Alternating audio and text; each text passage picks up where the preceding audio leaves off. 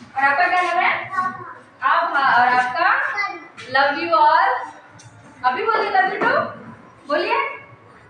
बच्चे बहुत मशगूल हैं खेलने में और बहुत अच्छा लग रहा है सब देख के सुविधाएं कि कुछ अच्छा हो रहा है। मतलब बहुत खुशी की बात है कि फैसिलिटीज़ बच्चों के लिए बहुत मायने रखता है। चूँकि अभी का जनरेशन जो है वो उसको लाइटली हम शिक्षा देंगे तो वो ज़्यादा बर्डन नहीं लेंगे माथे पे और उस चीज़ को अच्छे से वो प्राप्त कर सकते।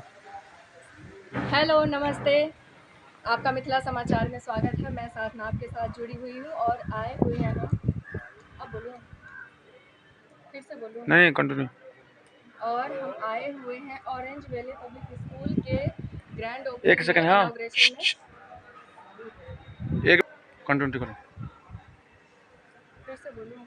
नहीं जी।